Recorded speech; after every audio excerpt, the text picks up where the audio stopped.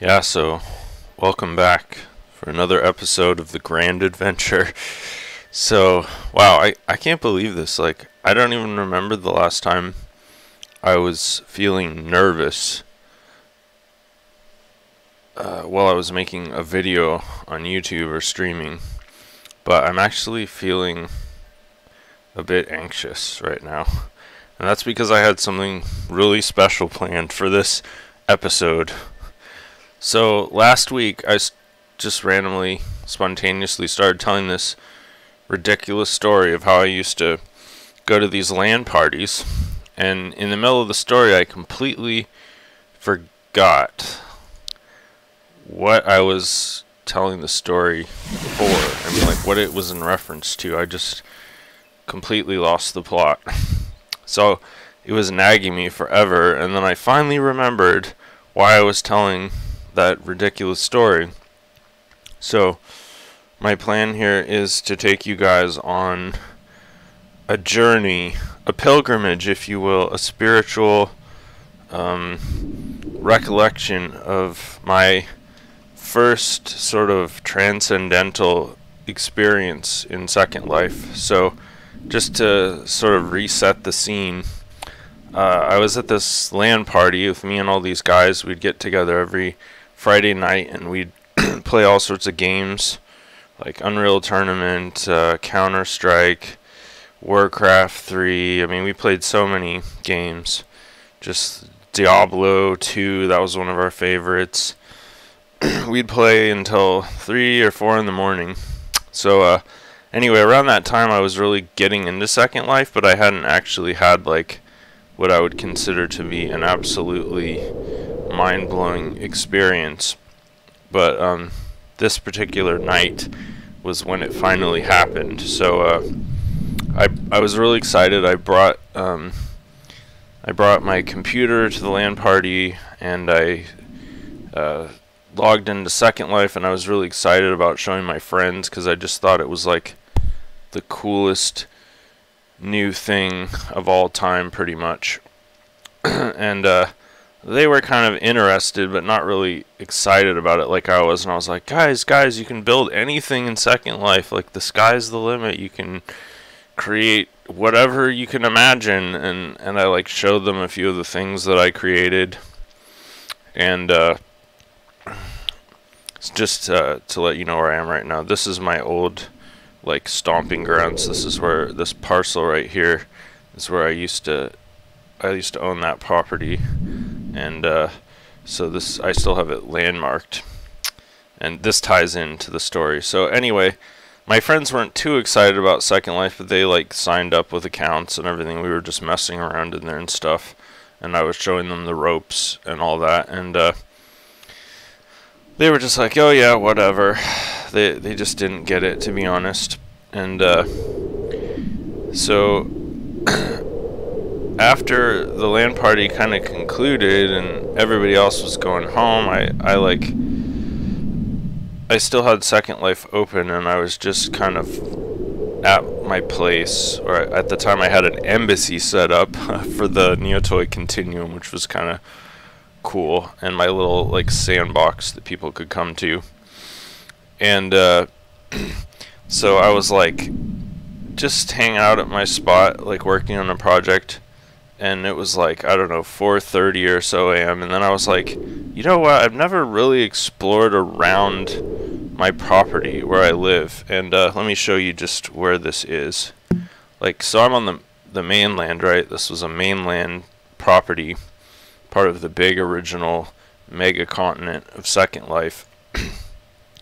And so it's huge. It's literally like, if you could really conceptualize everything that exists in all these sims and all the buildings and all these sims, it's like practically an infinite amount of objects and data, just like in real life, which incidentally is something I think about a lot. Like, just picture like a random drawer in your house, like in a cabinet or something, and just think of all the things that are in that drawer. And like, maybe there's an electronic device in that drawer, and inside that electronic device it's like a microscopic city with microchips and stuff, and each one of those chips inside of there is millions, if not billions, of transistors. It's just like mind-boggling, the density of objects and information and structures that humans have created. But anyway, I'm getting a little off topic. So anyway, I just started off like following this road, I think. I'm not sure. I can't remember. I don't even know which direction I was going, because it goes in both directions. But I'm just like flying around randomly looking at all the stuff. And so that's what I'm going to do right now, because this was like magical at the time. Because I'd never really explored Second Life. And this was what really ultimately kicked off all of my explorations of Second Life beyond that point. Because once you start flying around on the mainland, just flying, not necessarily super closely examining things, and you'll have to forgive me, the frame rate is definitely going to be crap, and it was even worse back then on my old like AMD 64 system. Once you start to see all the stuff that is in Second Life, it just blows your mind. It's like infinite. You know, so that's what I was doing, like 4:30, 5 a.m., just flying around looking at all of the stuff. It was just like endless and crazy stuff. Like, I mean, imagine you're driving down like the main street of some town or urban center in the United States or in any country. You're gonna see a lot of cool stuff, but are you gonna see like a flying Zeppelin jazz house? No. Or like just random airports. It's incredible, the stuff you see that people have created, that they're like, a lot of these structures are semi-permanent.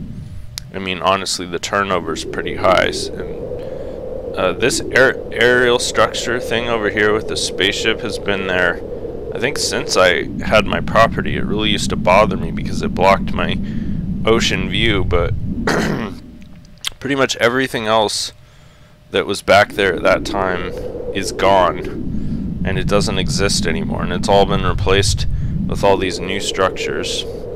But I'm having a little trouble conveying 10 myths about sort of my mentality as I was just flying along this endless terrain, looking at all of these creations and buildings and homes that people had created.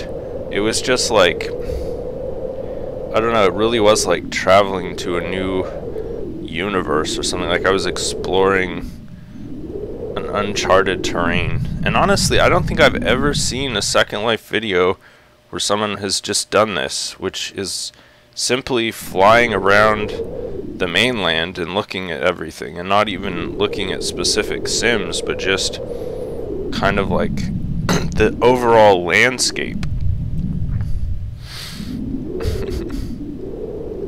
Oh, look at this. This is like a Tesla electric car charging station. I don't know if that is Tesla, but it certainly looks like one. Oh, Volta. It's like a Second Life equivalent. But yeah, like, I would urge anyone to do this. Just log into Second Life, find a random spot on the mainland, it doesn't matter where, and just start flying and like look at everything that there is to be seen, because it's just like endless. I mean, the only downside to this is you're noticing how slow everything takes to load, and unfortunately that's just a limitation of Second Life. It's not really anybody's fault.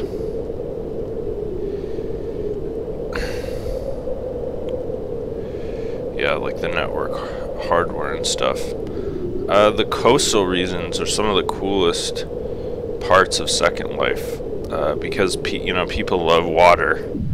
Oops, I gotta bounce off of this restricted parcel.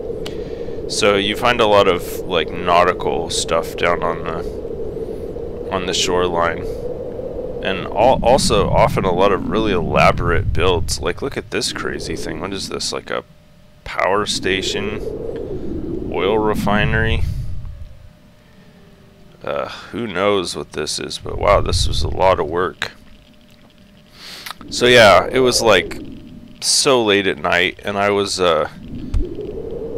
past tired. You know, I'd had like my basically going on adrenaline for hours because we'd play these like first-person shooters and co-op games where we'd just like be blasting away at zombies for hours and hours. And so, like, you know, around 4 a.m. or so, you're usually like pretty spent, and everybody else had gone home. I was just me. I was the only one left in the land castle, which is what we called it. This is really a cool build. And in fact, I'm gonna land here for a second. Frame rate's horrible. Yeah, so it was just me, and I'm like sitting there totally. I should have been exhausted. I should have been practically on the verge of falling into a coma, and instead I'm like totally wired for some reason. Just like the wonder of flying around Second Life. This is an insanely detailed automobile build. Like, oh my god. Wouldn't be surprised if there's pistons in there. Wow, that's a real labor of love right there. This just looks like an amazing sim. Maybe I'll do this in the future. I'll just like fly around and find sims instead of picking them at random from the world map, because this is pretty incredible.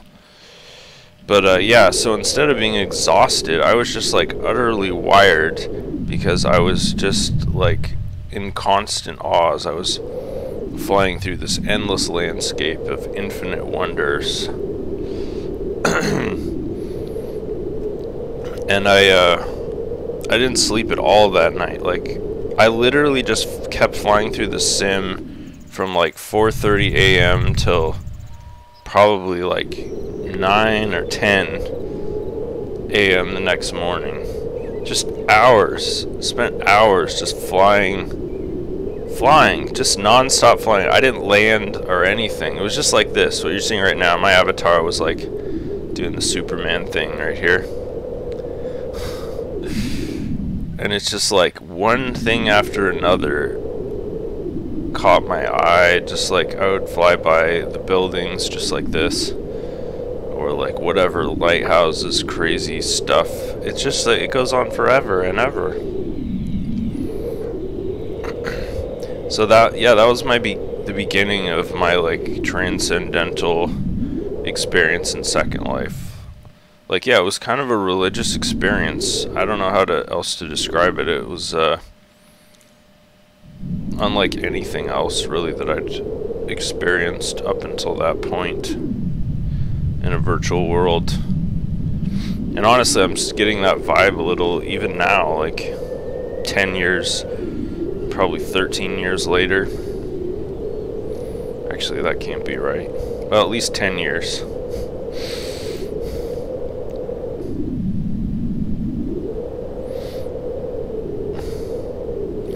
Yeah, it makes me a little sad though, because you can see there's a lot more empty land in Second Life than there used to be. This used to be like resident-owned land, and then what happened was a lot of people, like there was a mass exodus of Second Life during the financial crisis, and all the big corporations started to bail out and stuff. I think that was like 2006 or something like that. And it just kind of went like out of vogue, you know. Second Life wasn't the media darling anymore, and people, I guess, that was the real thing. There wasn't money in it anymore. Like before then, there was big money. Like you could make a ton of money in Second Life, and it was growing by like thousands of users every day. Holy crap! Look at this. Yeah, you wouldn't see that going down Main Street, USA. Oh, these are pretty cool. Yeah, and then people, yeah, there wasn't money to be made anymore, so people were just like whatever, you know, not making money in Second Life, so I might as well just leave. It was never really meaningful to me in the first place. But the lack of easy money to be made was like the final nail in the coffin, so people were just bailing left and right, and of course they would abandon their land. A lot of people would just be like, oh, I'm cutting my losses, I'm not even going to try to sell my property for Lindens in Second Life. And so they would just, like, even now if you check a lot of this land, it'll say Linden owned. Yeah, see, Linden owned, not for sale. Yeah, abandoned land. See, just like I'm saying. So people were just like, they just abandoned their land completely, didn't even close their Second Life accounts, probably just never logged in again. And eventually Linden Labs like reclaimed that land after probably years of inactivity. So yeah, like back then in the height of Second Life, when I was flying through here, you couldn't even, there wasn't even a single spot of bare ground. It was just structure after structure after structure as far as the eye could see. Look at this, we got some kind of warehouse shop here. Gotcha. Oh my god. Don't even get me started on that. It's like some kind of wackadoodle pyramid scheme on the marketplace. I don't really understand it. It's crazy. It's like those virtual pets. I just can't stand stuff like that. To me, it's like the antithesis of creativity. This is like another get-rich-quick scheme type thing. Of course, hordes of people buy in. Got the Blender logo there on the side of that little breakwater outcrop thing. So yeah, it's not quite as magical as it once was due to the fact that there's dramatically fewer structures. But I mean, seriously, just take a look.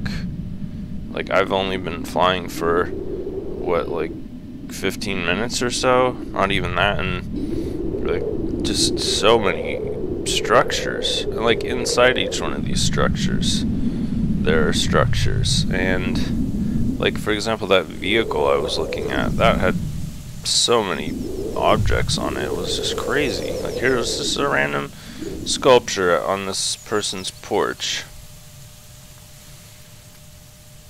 Yeah, so you can see how a person could spend hours and hours and hours just flying through Second Life, especially if it was packed with structures.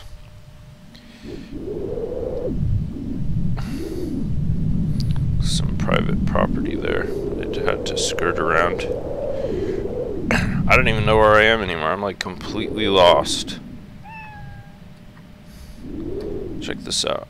There's like a clock tower here.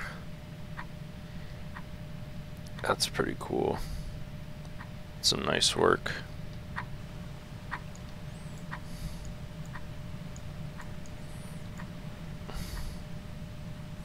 Just like taking a look inside this random house. Yeah, like, see, this is just like real life, only here's the difference. You know, the density is high. This, like, for example, just on this table, look at all these objects. That is high density. What you won't find anywhere in this residence is like a junk drawer full of 10 million odds and ends screws and pieces of tape and little plastic clips and, you know, knobs that fell off of appliances and whatnot. That's the kind of thing that you won't find in Second Life. So the density is different than in real life, but superficially the density is pretty high. Wow. You know, one thing I will say that has changed for the better dramatically is that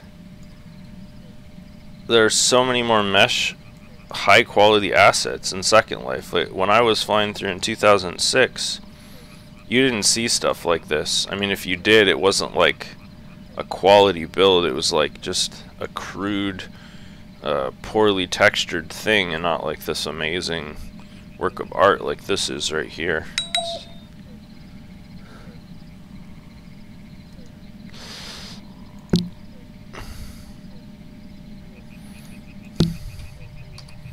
Yeah, so that, I mean, yeah, just the quality of the landscapes alone have gone up so dramatically that it's almost, I think, even though we've lost a lot of the structures that used to be on this land,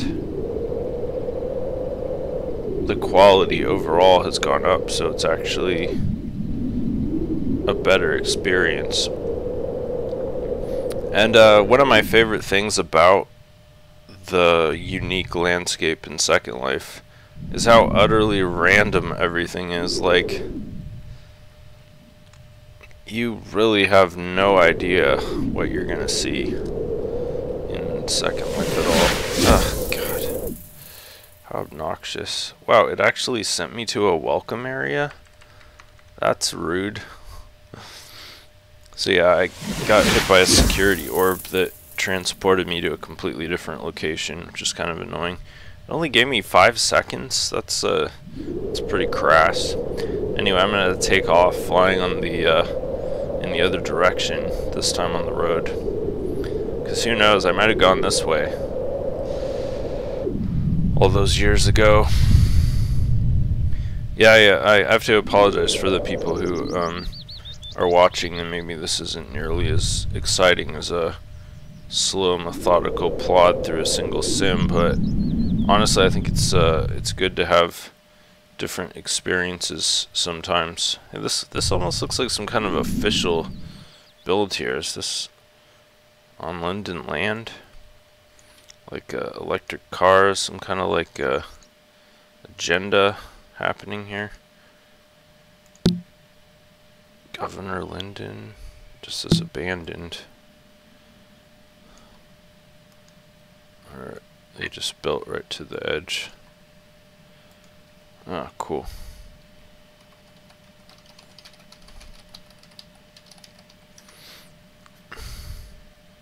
Trying to find out. So this is a privately owned piece of property, but who knows, it could be part of some like scheme. This is a nice asset here though.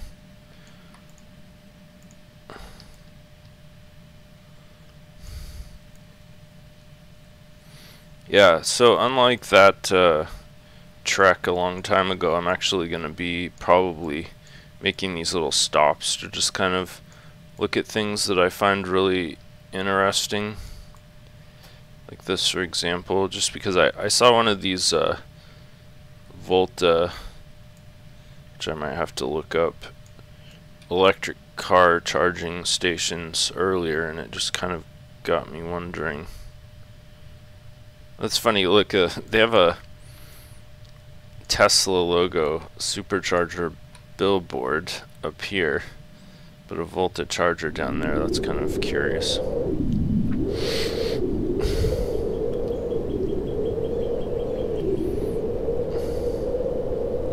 Yeah, but the diversity of landscape in Second Life is just like nothing you will see anywhere else. I mean, you go from like gothic mansions to sci-fi floating space stations to steampunk underwater 20,000 Leagues Under the Sea type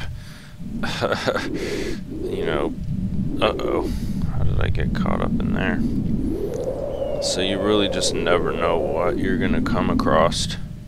Man, what is with all these gas stations? Is this seriously called GTFO? That's hilarious. The helipad, that's cool, you know, when you want to fuel up your helicopter. I mean, I get it, they put these gas stations alongside the mainland road, which this is actually a funny story. So I remember like a few videos ago I was telling you guys about my old land and how nobody ever, like, you never see cars on these roads except for bot cars that Linden Labs runs. So the very next day, I'm just like, I log into Second Life and I'm like looking at the road, and like car after car after car driven by residents is driving by, and I'm like, what? So it just goes to show you, you don't always know what you're talking about, or at least I don't. Oh, this is a really nice lighthouse. someone set it up to be a resident, or like a residence.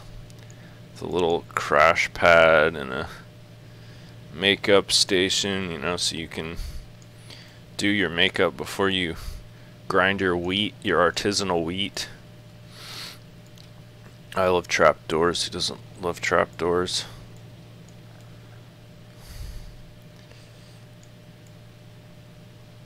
Sorry, I already saw you, cool whale. So yeah,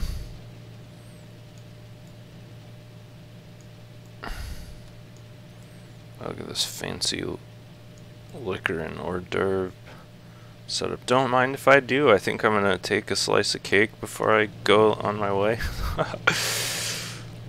So yeah, apparently people do drive on these roads sometimes, although that was honestly, and I'm not exaggerating at all, that was the first time I have ever seen anybody driving on one of those roads. And I saw 3 cars in a row. One of them, no, 2 of them had 2 residents in them, so like 2 actual people in this car were driving. However, here's the kicker, right? Oh, this is a nice DJ station. Yeah, Mesh has revolutionized Second Life. I'm not gonna like fine code it or anything. It's taken an average platform and turned it into like next level aesthetic. This is just incredible. This outcompetes pretty much any other 3D platform on the internet right now. Although I haven't tried high fidelity. Whoa, someone built a Minecraft house. That is so trippy. Certainly wouldn't see this going down Main Street. Kind of ugly. Fun little trivia fact, I've never actually played Minecraft. Ever. I can't go into that region because it's privatized. So yeah, so here's the funny thing, here's the kicker. After I saw those cars driving on the road, you remember how I talked about the sim boundaries? So the first thing that happens is like I'm watching the car kind of in disbelief, like what? People actually, like real human beings are driving on this road? Like no way. And the first car with the 2 people in it hits a sim boundary, just like I was talking about. And not only did the car rubber band, so like the car sticks right on the sim boundary, one of the people in the car is stuck, like just stuck sitting in the car, and the other one keeps going forward, like straight forward, and then the person who was stuck in the car on the sim boundary gets launched up into the air, and then finally the car unsticks, and then he like falls and lands down flat on the pavement, and the other person who had already exited the car is snapped back into the car and continues along on her merry way, having lost her passenger, and it was just hilarious. So yeah, apparently the sim boundary, sim crossing issue is still a real problem that actually hasn't been solved completely yet. But still, it was kind of cool getting to see actual human people driving a vehicle on one of these main London roads. Like this whole cool complex over here that I just sped right through, that was worth exploring. But I'm more excited to just keep going down the road. Actually, let me turn on sim boundaries. Property lines, parcel properties. I think, yeah, actually I don't know if there's a way to view sim boundaries. Like here's property lines. That might give us an idea of where a sim boundary is. Just when I'm flying over a sim boundary, it might kind of freeze up. Yeah, there we go. There was a little jitter right there. So that's a sim boundary right there, I think. Maybe. Who knows? But yeah, it used to be really bad. Like extremely bad. Like you'd hit a sim boundary and you might be stuck just flailing around in the air for 30 seconds, or your avatar might just go flying off into the sunset. Ugh, lots of private estates.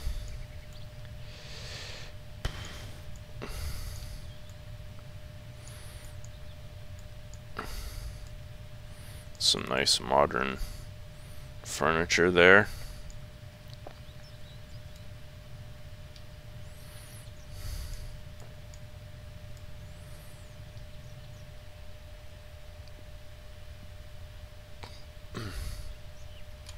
Everybody wants to have a piano in their house. I don't really get that. I've never been a huge fan of piano.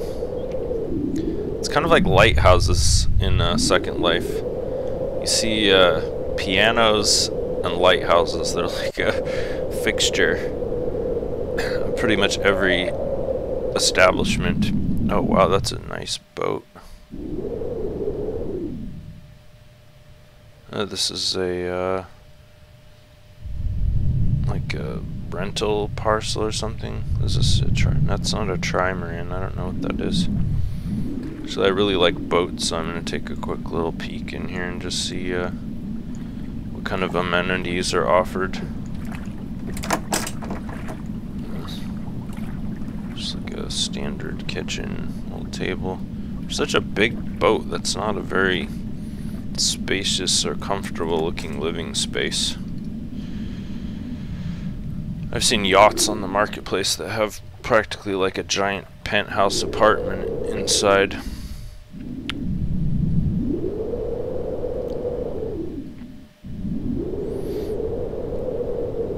So yeah, I kind of just wanted to fly closer to the water, because just in my experience, usually there's some really cool stuff.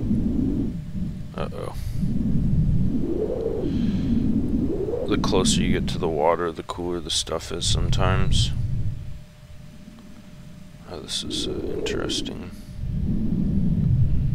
architecture. I like this. This is very like innovatively modern here.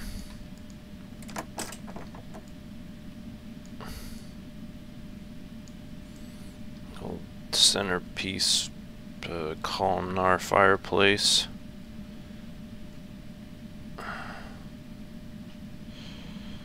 Those green tint windows.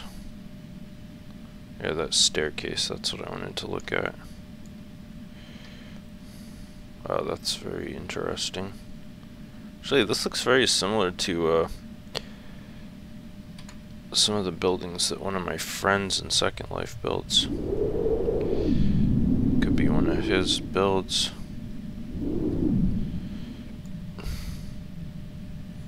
Seriously, no house, no modern house is complete without like a fully stocked torture BDSM room. I mean, am I right? Looks like there's even an area for illegal surgeries. I know this is like a massage room. Never mind.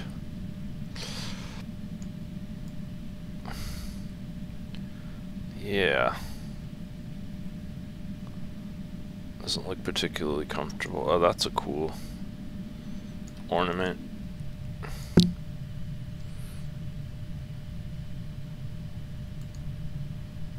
Let's see a Peyton blue sky. Yeah, that's tight.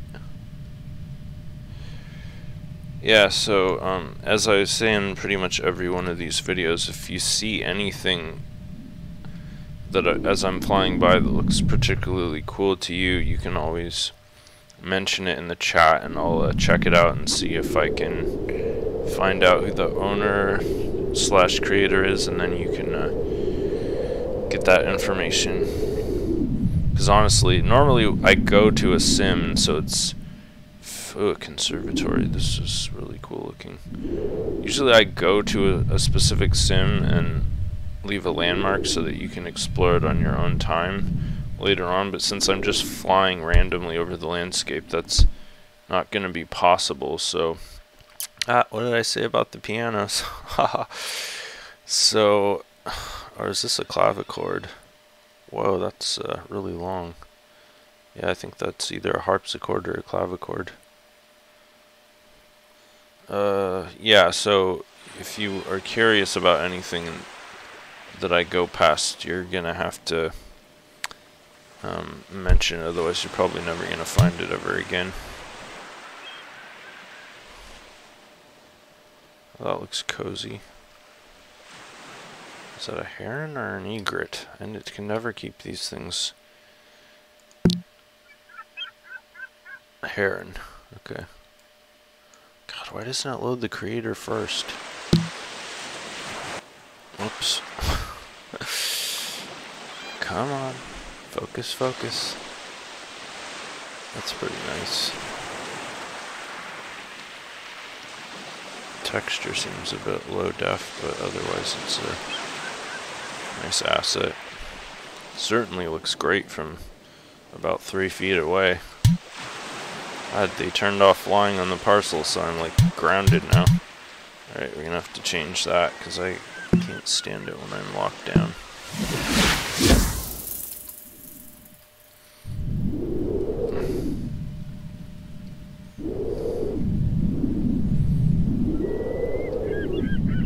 What do we have here?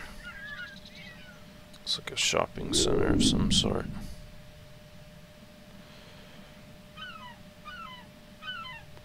Yeah, everything's just beautiful in Second Life now. You can't get over it. Just like so many high quality assets, it's kind of mind boggling. This looks like a hobbit hole.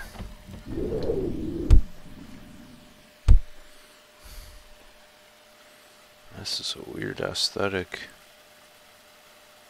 Like nautical hobbit or pirate hobbit, I don't know.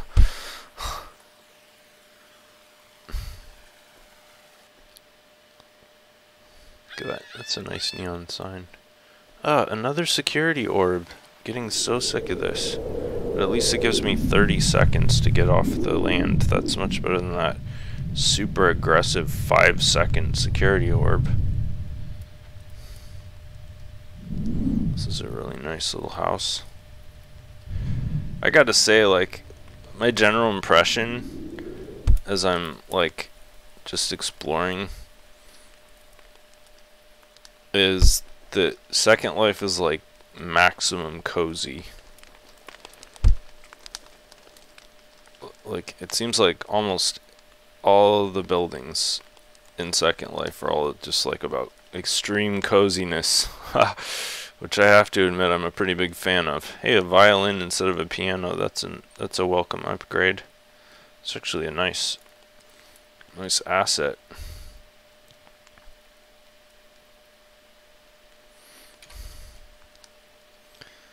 Yeah, so, I mean, I hope I'm not the only one who's just, like, mind equals blown, like, when I'm exploring. Because this is just incredible. And, like, something that's almost as incredible as everything that you're seeing as I'm exploring Second Life is that this is, like, somewhat unknown, right? I just did a little teleport jump, but it looks like I got trapped in some kind of inescapable casino mall hell thing. Trying to do a little Houdini action here. Alright. Yeah, like, I mean, how many people... Wow, I'm right back where I started.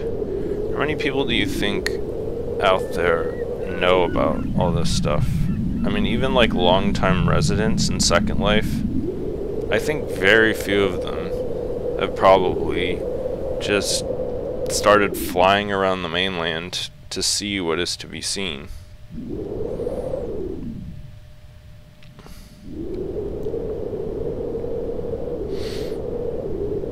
And Second Life certainly, like, they try, like, if you go to their Twitter feed, they try to, like, promote specific sims. But of course it's kind of biased because they're always going to be trying to promote the most, like, profitable and popular sims, which are already, like, established and getting a lot of traffic. Well, if that's not adorable, I don't know what is. That's pretty cute.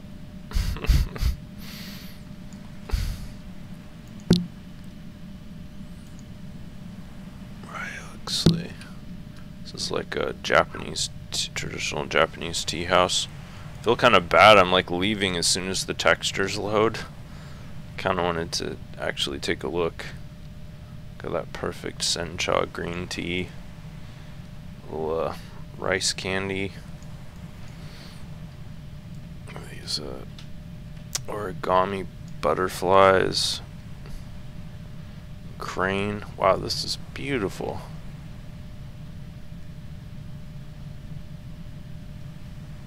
The sakura.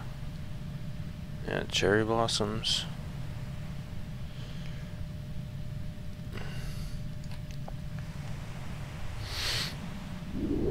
Oh, this is a nice little beach. Huh, sandcastles seems to be a recurring theme. That actually looks like a sculpt. I actually forgot sculpts existed there for about 30 seconds. But yeah, like all of this amazing, exciting, wonderful stuff is just like sitting in Second Life in these Sims. And like pretty much the only people who know that these places exist are the people who go there on a regular basis, the people that they're really important to. And yet, as you can see, they're more or less freely accessible. Anybody at all can just wander into a random person's house in the mainland. It's kind of insane, really. I mean, thank God there isn't like an actual security issue there. Because, I mean, you can video stuff like I'm doing, but other than that, it's not like I can't vandalize their house or anything, which is obviously a very good thing, because you know griefers would just completely destroy Second Life if they had the opportunity, if the sandboxes are any indication.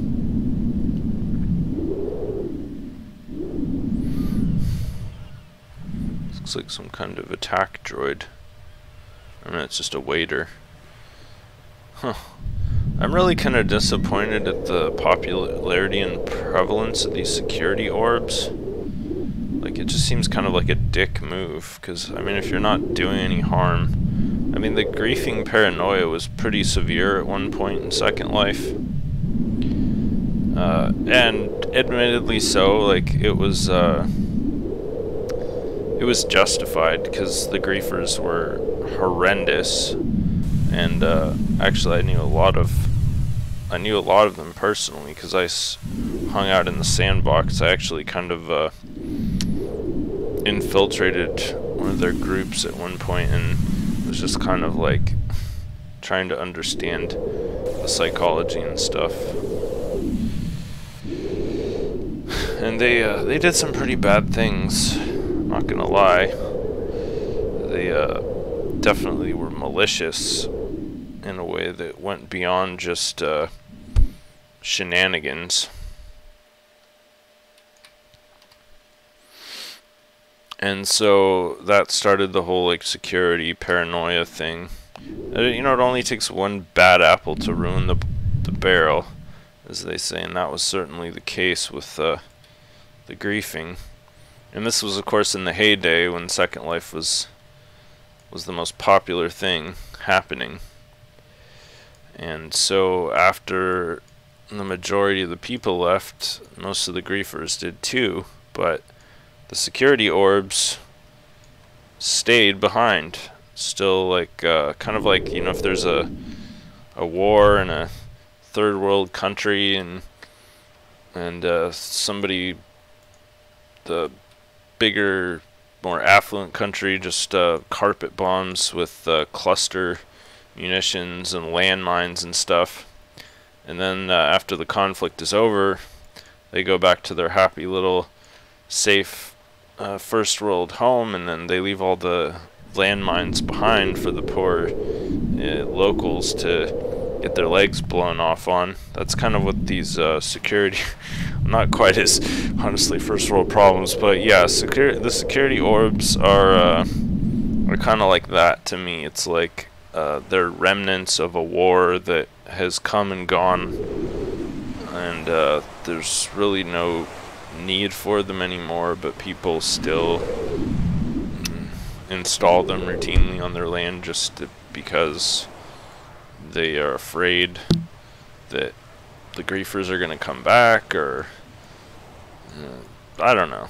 I'm not like a landowner in Second Life anymore, so for all I know, griefing is still a serious problem, but this is just intuitively my opinion is that there's not enough griefing anymore to justify this level of exclusion and paranoia that people who own property in Second Life elicit. I mean, sure, like you own, or you're renting that land from Linden Labs. I feel like it's your right to control who can go on your property, and if you want to put a security orb thing there to knock people off your land after 5 seconds, like, sure, that's up to you. I'm not saying you shouldn't do it, but here's another counter thought to that, like, if there isn't a problem and you don't have people griefing you or whatever it is you're so afraid of, if that isn't happening, then maybe you don't need a security orb, and maybe it's not such a bad thing to have people coming and exploring your really cool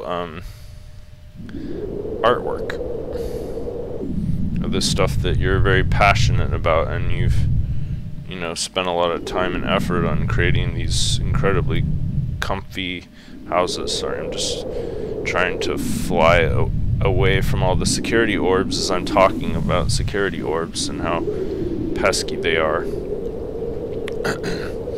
Now here's another thing, like, if you want your mind blown even farther, wow, this is a neat mansion over here, kind of in this little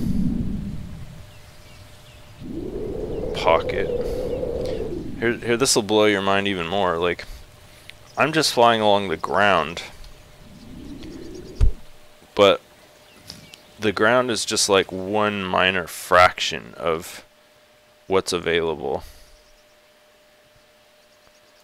That looks like I'm gonna get kicked off again. You can keep flying up into the sky up to like a ridiculously high altitude, and there are gonna be buildings up there. There's gonna be surprisingly empty for such a large mansion. It's kind of a Mick mansion. Great. Land born again.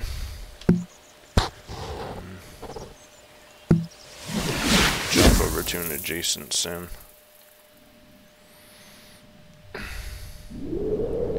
So yeah, like, you don't have any idea what's up there in the sky. If you just fly straight up anywhere in Second Life, most likely you're gonna find tons of stuff up in the air. So like the density, that's something that, like in New York City, for example, there's, oh wow, Second Life just crashed on me, crazy. Alright, gonna relog.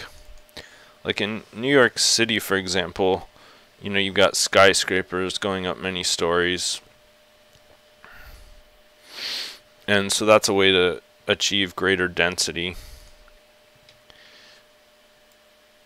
But in Second Life, you have a completely new experience because there's no gravity per se for objects that you build. So you can build stuff miles up in the air without any kind of support system or anything of the kind. So you just have no idea what's going to be up there. In fact, I'm almost kind of tempted to equip this jetpack that I bought a long time ago that lets me go up to just like as high as I want, basically, into outer space in Second Life.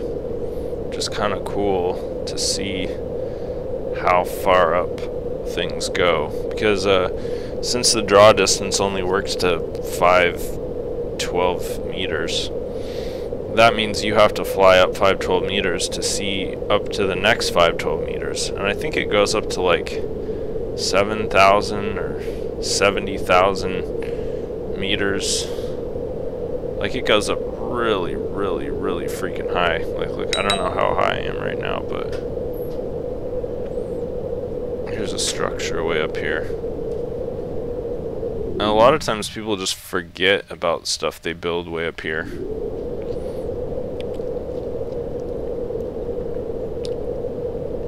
It's a lot less dense in terms of populations up here, but there's still stuff.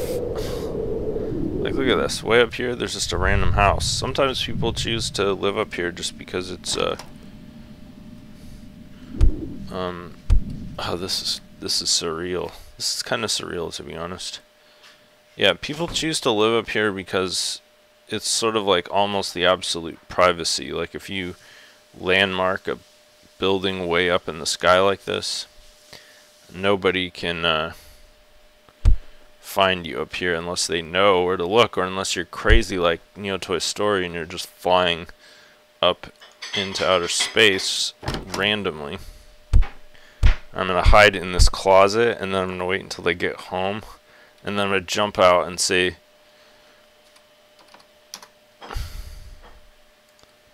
well, that was kind of underwhelming. Yeah, I'm gonna go "who" right in their face, and then someone in Iceland is gonna have a heart attack in front of their computer. No, sorry, none of that's actually gonna happen, but yeah, you get the idea.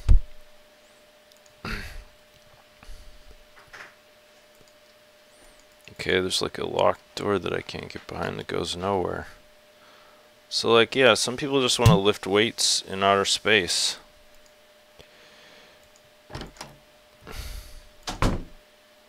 Come on, door. Ugh. Can't fly, so.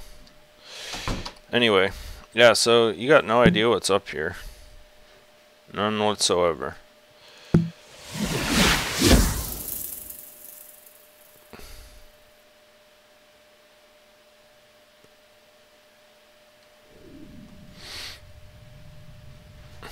Oh yeah, I'm at the same altitude. That's funny. So I just I teleported to a different sim from where I was in that person's house way up in the sky, and unsurprisingly, there's more stuff up here along a parallel axis.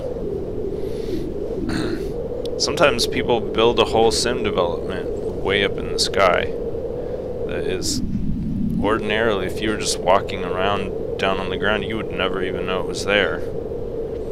And like I said, without a landmark, you just don't ever know about this stuff. Look at this, there's a whole freaking community up here.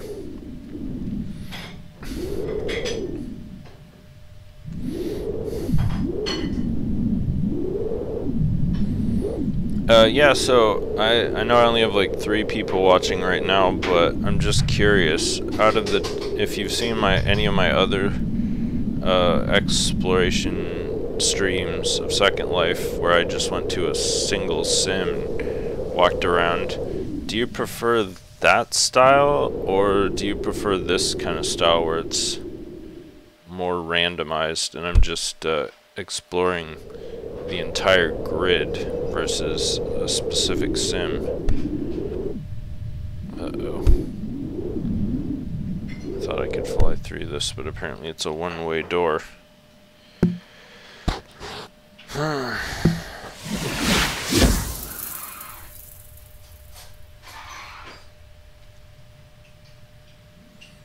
Okay, I'm gonna go back down to Earth. This is always one of my favorite things, the long fall. Remember years ago, some guy did... Look at my avatar. It's like a cartoon, like Wile E. Coyote or something. There he goes. He's gonna make a little poof when he hits the ground like 10 miles down there. Poof. There it was.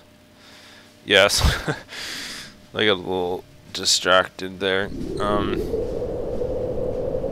Yeah, okay, so just change it up then. Alright, yeah, maybe I'll just do this every once in a while, because honestly, I personally, as the streamer, I prefer doing a single sim, because it gives me more of a chance to focus and just kind of like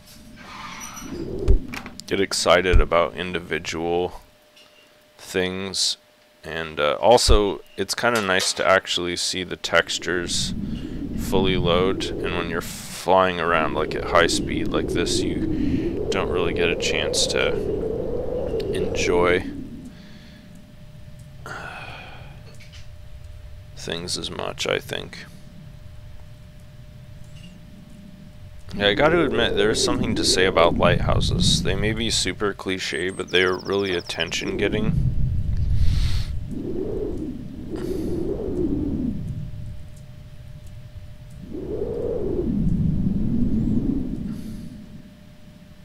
I feel like there's a huge market, an untapped market in Second Life for photorealistic trees.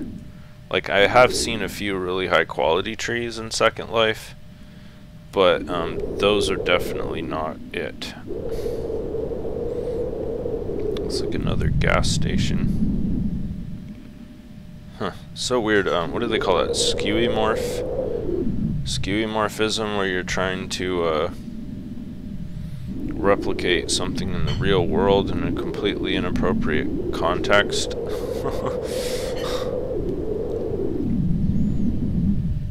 I'm sure there are oil wells in Second Life somewhere, but it's like, why do you have a gas station if you don't have a refinery and an oil well and fuel trucks? It's just like a virtual gas station for virtual cars that don't require any actual real fuel. Alright, so I'm getting close to my stream time up window, so I think this might be my last thing that I really look at on this episode. So I'm going to fly up to the top of this skyscraper here, because it really stood out to me from a distance because it was so tall, and there might not be anything actually of interest inside, if I can even get inside. Like, what the heck? Isn't there like a trap door or something? There's got to be a door somewhere in here. I guess not. Well, luckily I don't need to actually walk inside to explore. I'm guessing this is like a skyscraper that exists solely for the penthouse. Like, you go downstairs and it's just empty. Like, the first 50 floors are empty. That's the impression I'm getting. Okay, the random sex toy room, I guess.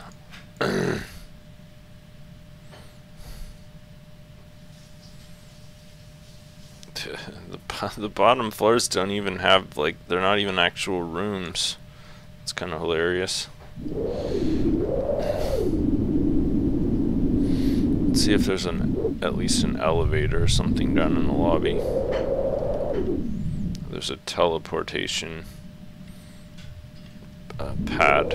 That's it. Okay.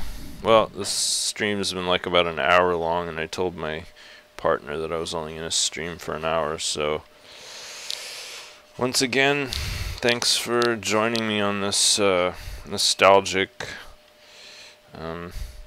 reverie through my 2006 mind-expanding adventure of just flying through the mainland and looking at all of the amazing stuff. And I hope I've inspired at least a few people to follow my footsteps and check all this stuff out, because it's just like amazing.